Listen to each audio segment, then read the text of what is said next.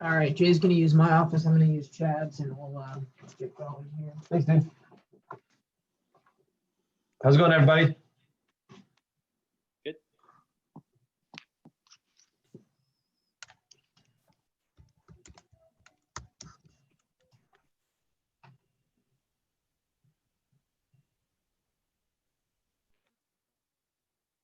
Appreciate everyone taking their time today.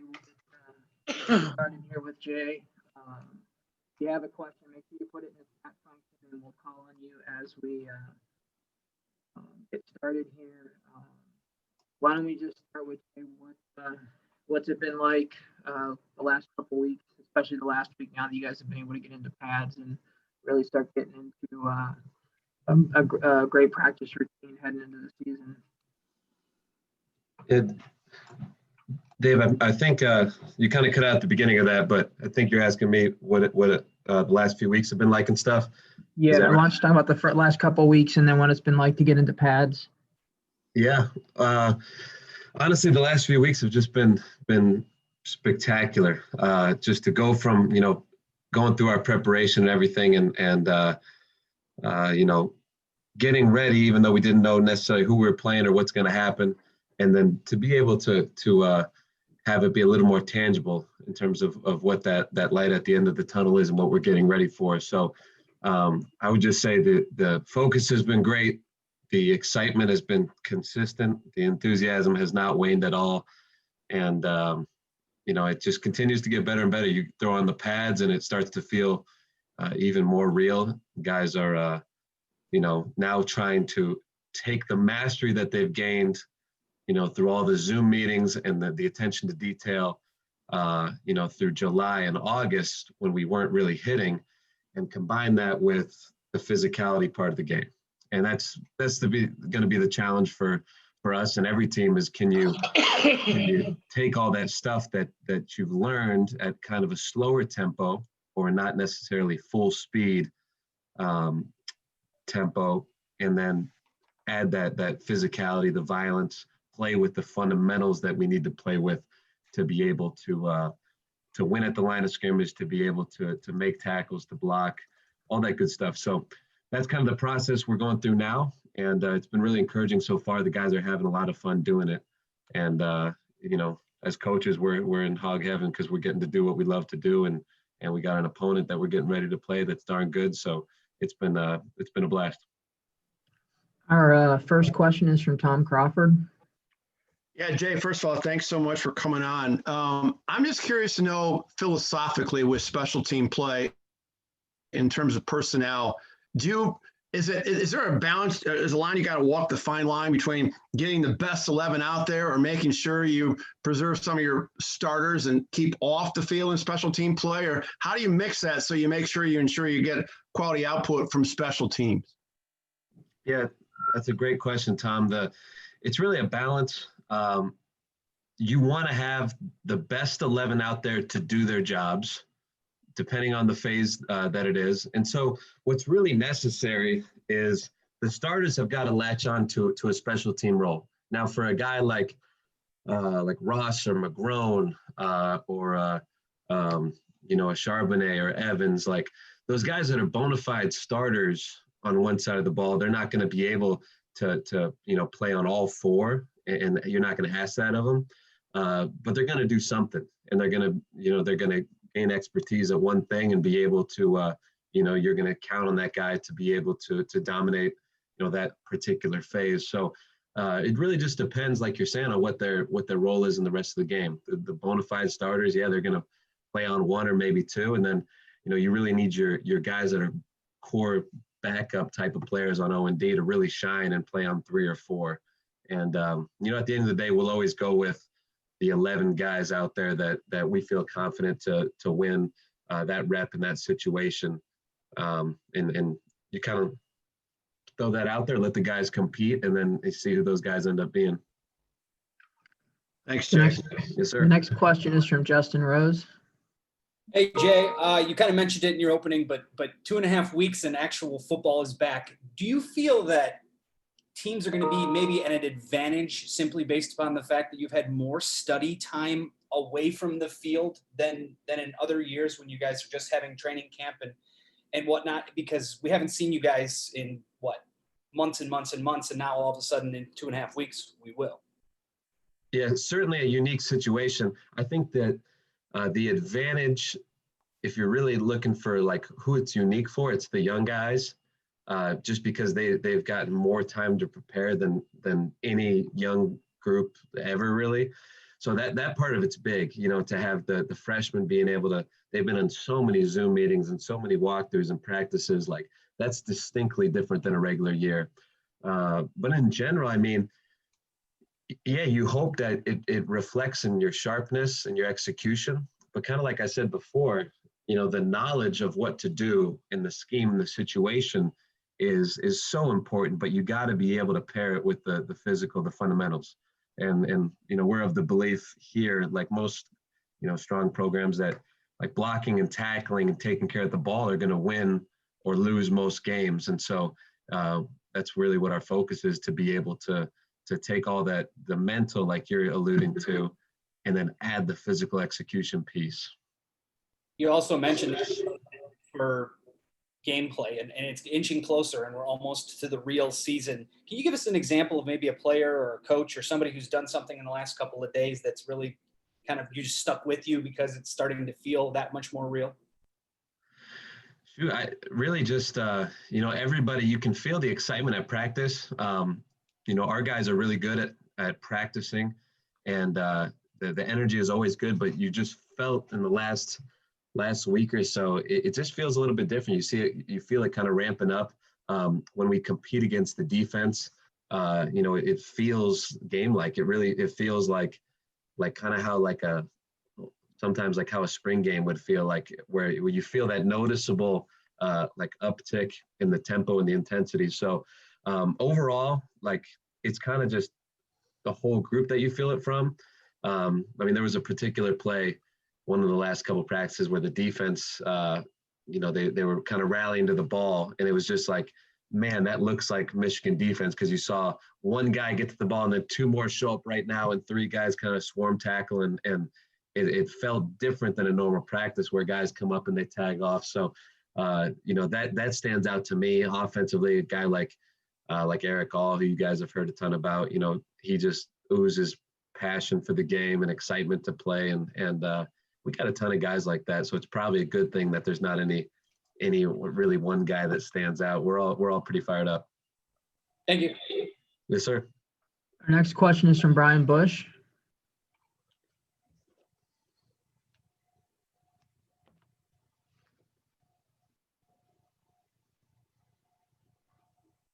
Brian.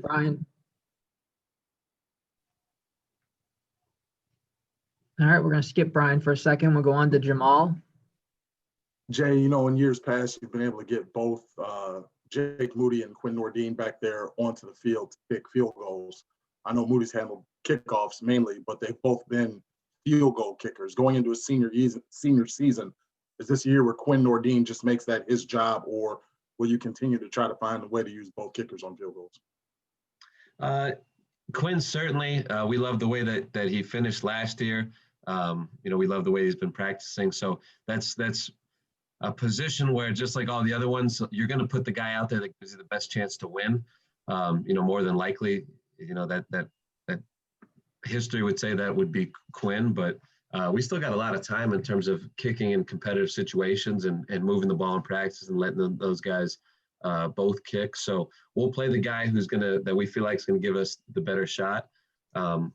You know, we love everything about both of them. And it's a blessing to have two guys that you feel confident with in terms of their ability. And we all love the fact that Quinn's, you know, done it on some big stages, and he's got the experience and you know, poise of a veteran, and Moody does too. So it's really a good situation overall, and we'll let the competition play out. I guess as a follow-up, what's one part of that competition that each could do to separate themselves? As if, what does Jake have to do better, and what does Quinn have to do better to solidify the position?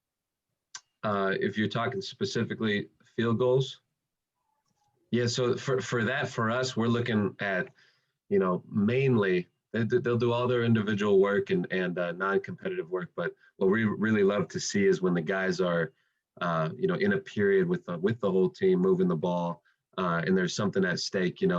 It's a 2-minute drill in practice, or it's some type of a situation that we're simulating.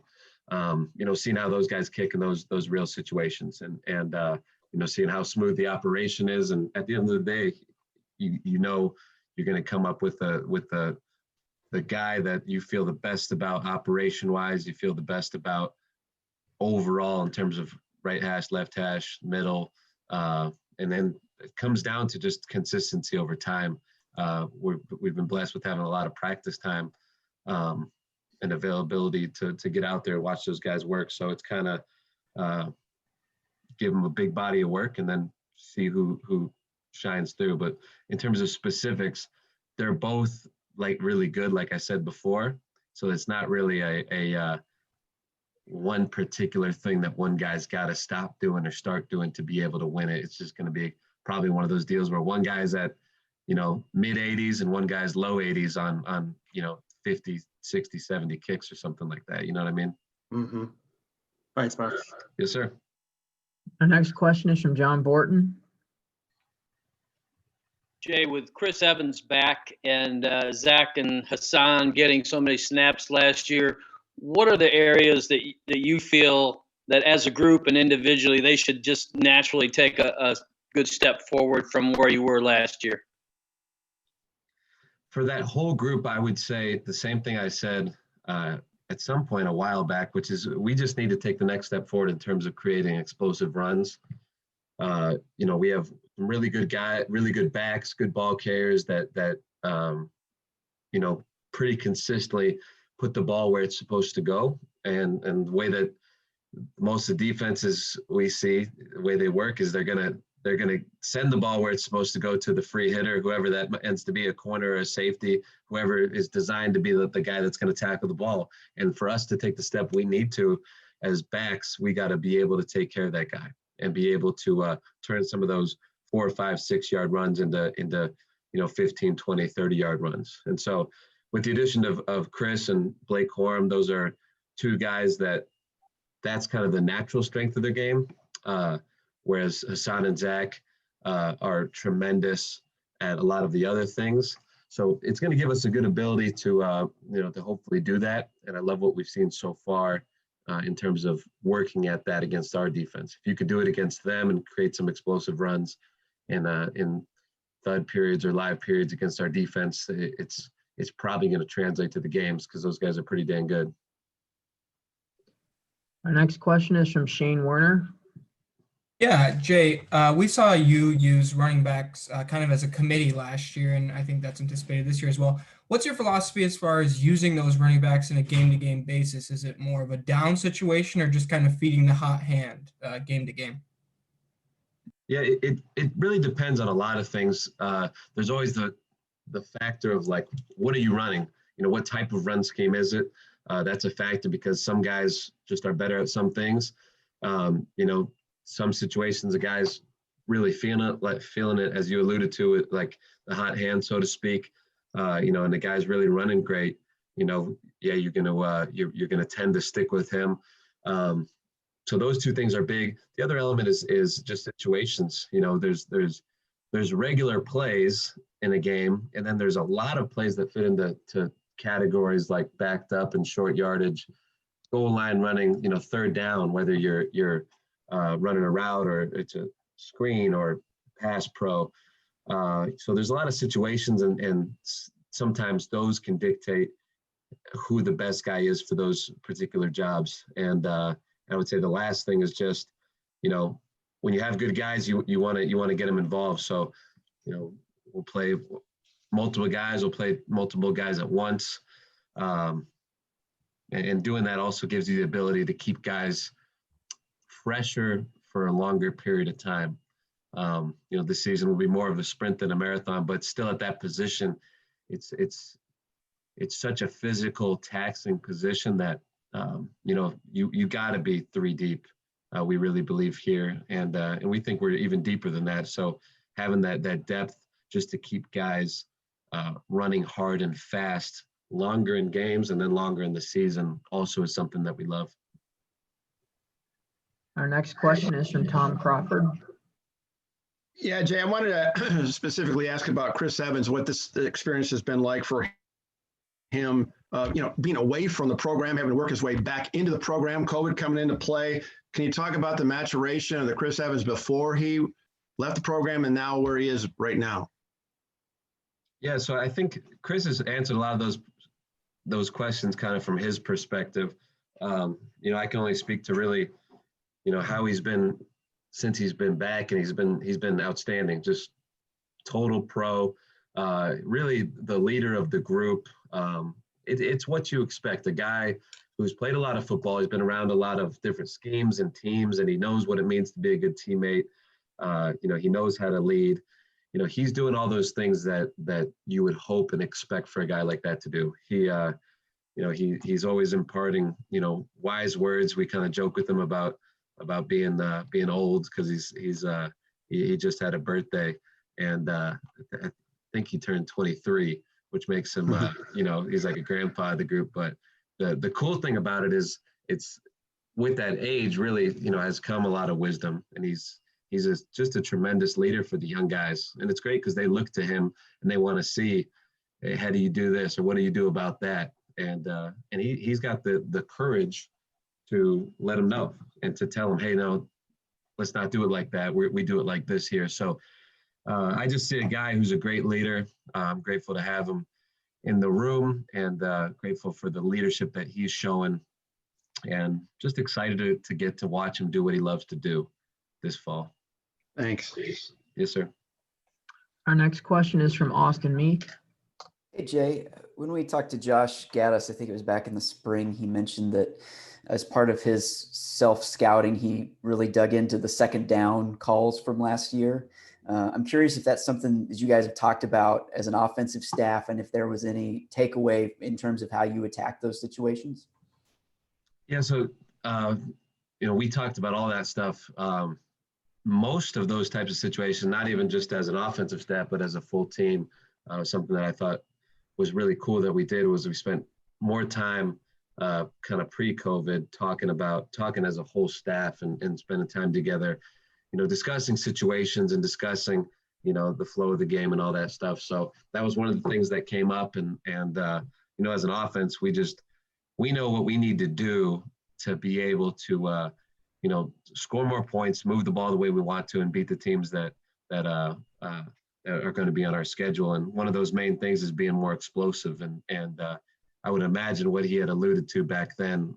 I wasn't in that meeting or interview, but just us collectively being more aggressive, whether it's with the play calling, but even more so just position-wise, like speaking for the backs, like I said before, we got to take a 2nd and 6 run and have a 15, 20, 25-yard run. It's play calling is harder when you're just kind of inching your way down the field. And that's where I think myself and Coach Warner and Coach Moore collectively, all of us, Coach McDaniels, like we really, we buy into the vision of the offense. We love what Coach Gatt puts on the game plan for us. We love the way he sees the game. We got to create more explosive plays as a unit to be able to take some of the, some of that pressure off of him, get some more chunk plays. So that falls on us as coaches, and then the players, making plays, which they're more than capable of doing. And we're excited to,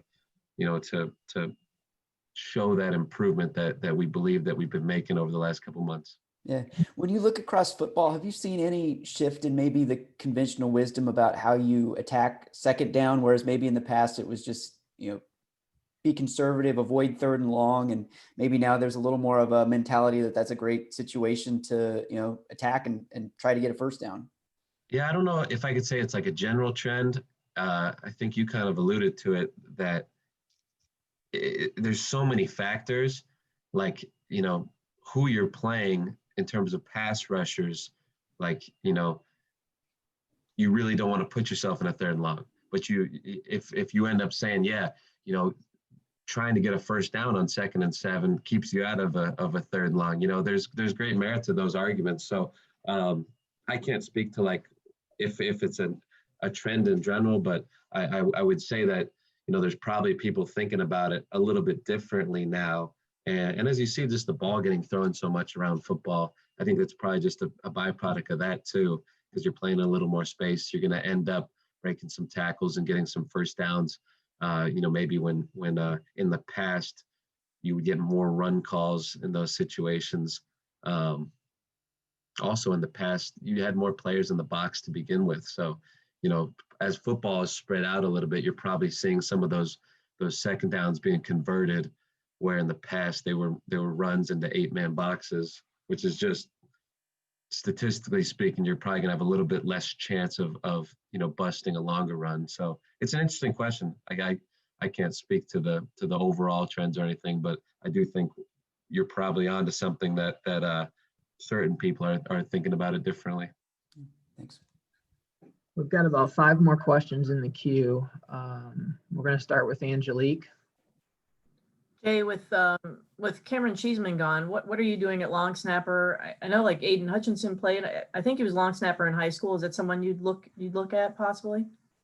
The is that Federer back there? That kind of freaked me out for a It second. is, yeah. It's Federer. That's great.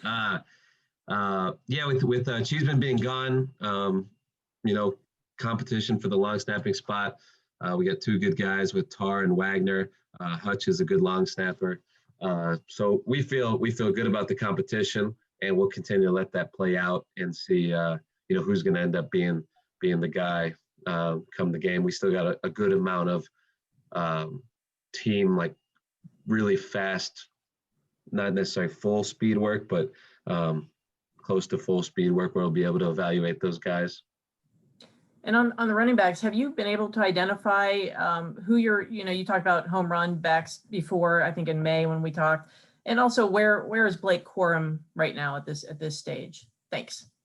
So the whole group has improved in terms of what we're seeing on film of them being able to turn some of those medium runs that we all like into the explosives that we love.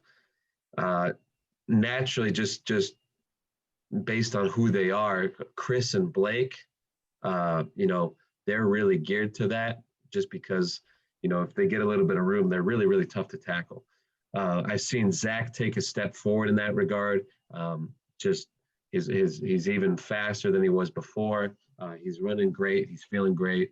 So I would expect him to take another step forward. And then and Hassan, who's our toughest, hardest runner, most physical. I mean, unbelievably strong. He's even improved and gotten more consistent with being able to put the ball where it's supposed to be. And even when he gets contact made at him 7-8 yards down the field, a lot of times he's able to get 4 or 5 more yards after that just because it's so difficult to bring him down. So I've seen improvements from every guy in that aspect. Blake and Chris, just in terms of their DNA, it comes most natural to them. And to answer your last part of your question, Blake is tremendous. He's exactly what we expected him to be. He's a tremendous worker, loves to compete, loves football. He's a complete junkie for it, and he's a guy who's he'll get carries for us. He'll be a factor on offense as well as on special teams. Next question from Chris Ballas. Jay, just curious about the return games, who might be the leaders there, punt and kick return, and then also your punter competition. Yeah, so the both those spots, just like I said before, there's still a lot of time left, and we'll compete. We feel blessed with the depth that we have at all those positions.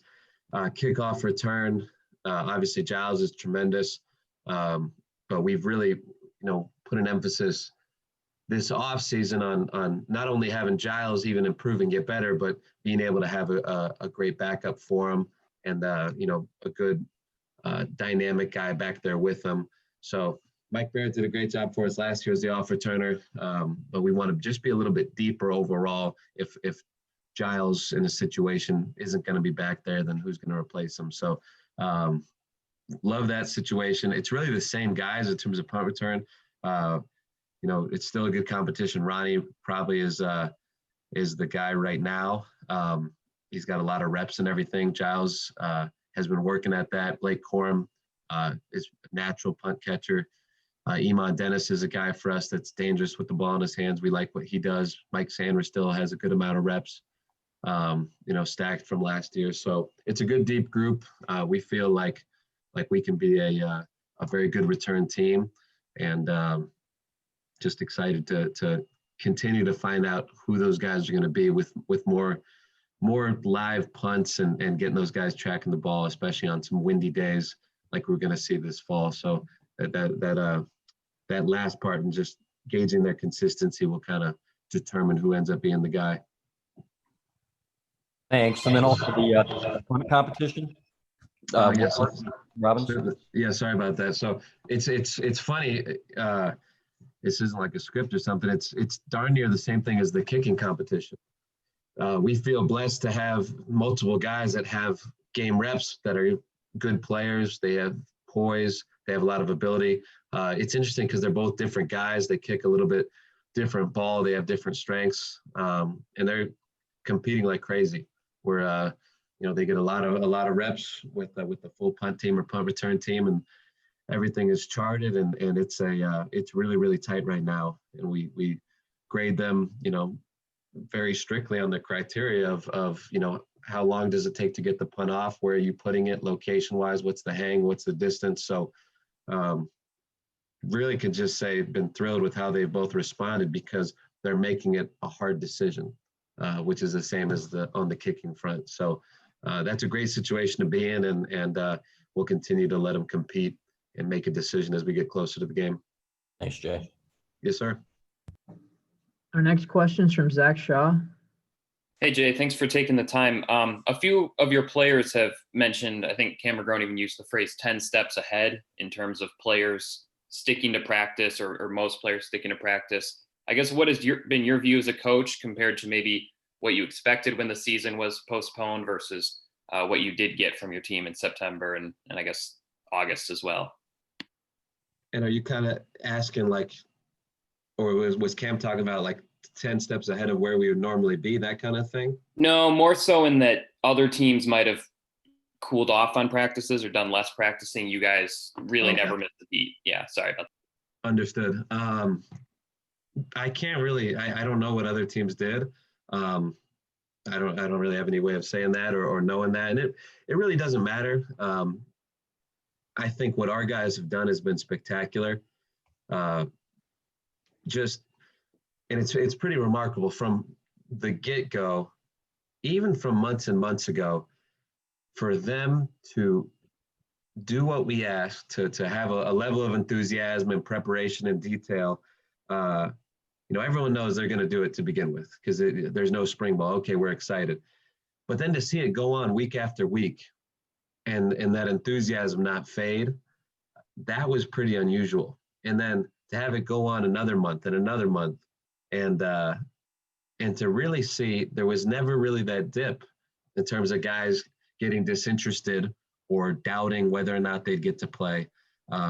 They just did exactly what they were supposed to do. The players showed a tremendous leadership, and it just continued up until the last couple months, which I was kind of saying before, where you felt this really palpable excitement, and it's just continuing to ramp up. So can't compare it to anybody else, can only say that we only ask them to do the best that they can, and they have not disappointed to a man. They've been outstanding.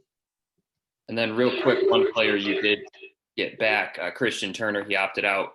Sounds like he's back on. I guess I know he missed some time, but what is your view of that situation? And then what can he add to the group this fall? Well, Christian's added a great attitude. He's excited to be playing football, to be around his team. Naturally, when you miss some time, you're going to, you get behind a little bit, and you got to kind of get your legs back, get back to in the swing of things assignment wise. But he's just come back and been excited to be with the team and to be playing football. And he even shared some thoughts with the running backs yesterday just about that and about the dynamic we have as a group. So he's shown great leadership as an older guy who's come back and said, shoot, I just want to play, and give me whatever. I'll run with with the offense or with the scouts. He's working like crazy on special teams. So been encouraged by that. And you know, for him, he's on a different timeline than everybody else. I think the next week and a half for him will be big, just to see, you know, how he continues to improve. And you know, it's a long season, even though I said before it's a sprint, but like for a guy like that and the nature of rosters this year, you know, you need to be deep and you need to have a lot of guys who are ready to play and compete. So, you know, nobody can write themselves off as you know, being too far down the depth chart or even being a 3. Like, you know, this year a 3 could end up starting like that. So it's love his approach and you know, just excited to see him continue to get back to where he was. Our next question is from Theo. Hi, Jay. Thanks for doing this. Obviously, Chris Evans is a dynamic pass catcher. I'm wondering what that element of his skill set, you know, allows the offense to do differently than, you know, say last year. Yeah, good question. Chris he's just different than a standard back. So you're able to, in terms of what makes the offense different, you know, comparing it to last year, you would say a lot of times the guys that we had on the field, they'd get out on checkdowns where they weren't really a factor in the quarterback's thought process, you know, in his progression. And, you know, a guy like Chris, who can beat the majority of linebackers or safeties that he runs a route on, and then who can make the play and catch the ball, that adds a little bit different element to where, you know, you can start including the running back in a progression for the quarterback of having that ball go to him first or go to him second and be excited about it, not as kind of oh, they took this away, let's check it down. So that part's different. And really just being able to run different types of runs. He's just so comfortable in space that you know, the different perimeter type of stuff. He's not like the fastest guy ever, but he plays fast and he's elusive in space. So I would say being able to have a guy who excels outside the tackles helps balance out Zach and Hassan, who are good out there, but they're special inside the box. And then if I can add a quick follow-up, you've obviously talked about, you know, turning those middling 5-yard runs into big gains. What specifically can a running back work on to enable himself to break off those big plays? That's a great question. So I would love to hear you ask those guys that, just to see you know, how much they've been focusing on it and if they've internalized stuff. But there's a lot of things. I mean, to start with, just knowing the scheme and knowing where the defense is trying to send the ball to. You know, it's a good defense is really gap sound. They know who should be in what gap and exactly where they're trying to send the ball, so that the guy who's unblocked, the free hitter, like I said before, can be right there ready to make the play. So having that awareness is a first thing, so that the back can anticipate the situations he's going to end up being in. And then, you know, in practice, you replicate those, and whether it's an indie or whether it's in a team period, you know, you got to be able to take those situations and make them full speed, make them game-like, to where you have a overhang safety or a corner, the ball's being spilled to him, everyone's in their gaps, sending that ball exactly where they want it to go. And now, do you have a move ready for that guy or not? And you can do that in indie, you can do that in a team period. But practicing like a game is such a big thing for that. Besides that, I would just say, you know, working your speed, your balance, your change of direction, in which they do an awesome job with in the strength program. Just being in peak condition, we always talk about that as running backs. You know, every play you got 11 guys chasing you. Like that's the ultimate spot where you want to be big, fast, strong, quick, et cetera, et cetera. So they've all made gains in that aspect as well. And you know, it all kind of can hopefully come together in the games for them. But shoot, I could go on and on about that one. That's a lot of intricacies to it. But you know, if you can just make marginal gains in all the different categories of all those different things that go into it, you know, it really can pay off and turn in some of those 5 and 6s into 15, 20, 30s. Thanks. Our Our last question is from Isaiah Hull. Hey Jay, with a guy like Zach Charbonnet, he arrived on campus, a year and a half ago or so, already somewhat injured and had to not only rehab that and then kind of get back into the swing in season, dealing with more injuries. Where have you seen him, like, essentially, how much different of a player is he now compared to when you got him? And where can he go from here? How much higher is his ceiling in that light? For Zach and for such a high number of our guys, you really can't put a ceiling on him. On a guy who's like totally obsessed, there is no ceiling.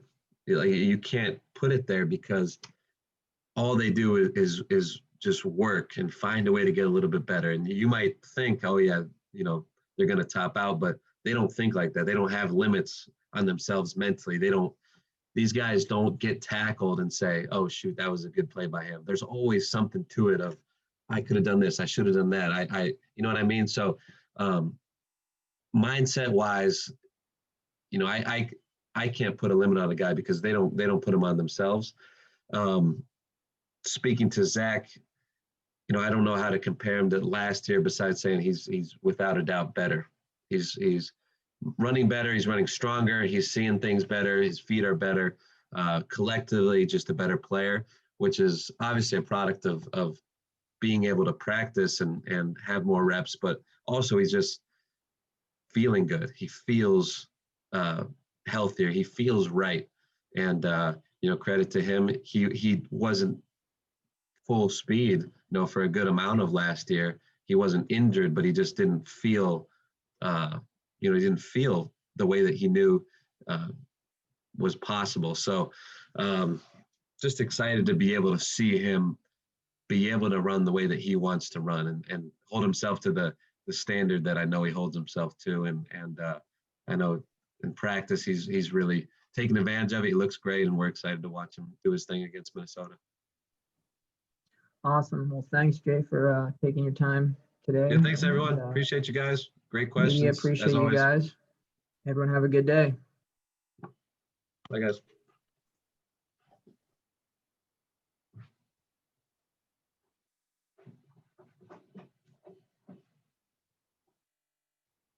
It was like wanted me to update my Zoom, and then I was ready to keep everybody. Thank you. Appreciate it. Hi, Andrew.